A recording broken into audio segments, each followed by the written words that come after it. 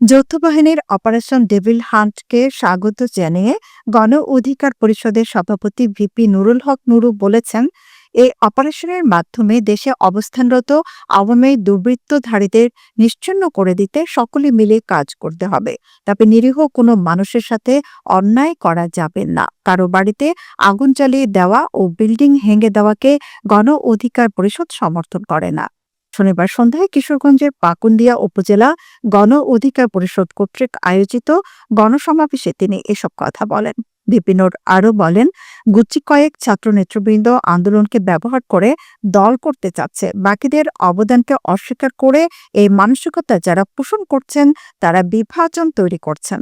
স্বরাষ্ট্র মন্ত্রণালয় থেকে যৌথ বাহিনীর অভিযান পরিচালনার ঘোষণা দিয়েছেন।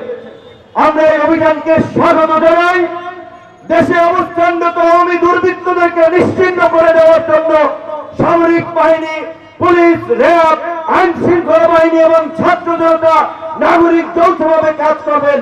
তবে নিরীহ একটা মানুষের সাথে অন্যায় করবেন না। কারো বাড়িতে আগুন জ্বালিয়ে দেওয়া, কারো বিল্ডিং ভেঙে দেওয়াকে আমরা সমর্থন করি না।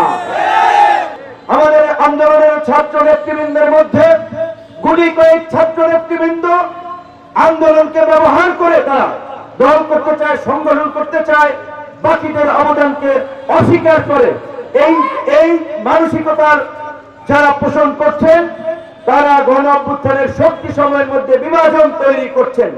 এই বিভাজন আমরা চাই না। অতীতের যে অভিজ্ঞতা, যারাই ক্ষমতায় যায় তারাই ক্ষমতাকে কুক্ষিগত করার জন্য স্বৈরাচার হয়ে ওঠে।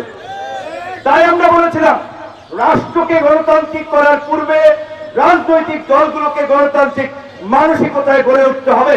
এ সময় গণ অধিকার পরিষদের সাধারণ সম্পাদক রাশেদ খান, যুগ্ম সাধারণ সম্পাদক আনিসুর রহমান মুন্না, গণমাধ্যম সমন্বয়ক আবু হানিফ উপস্থিত ছিলেন। সমাবেশে বিভিন্ন উপজেলা থেকে নেতাকর্মীরা মিছিল নিয়ে আসেন।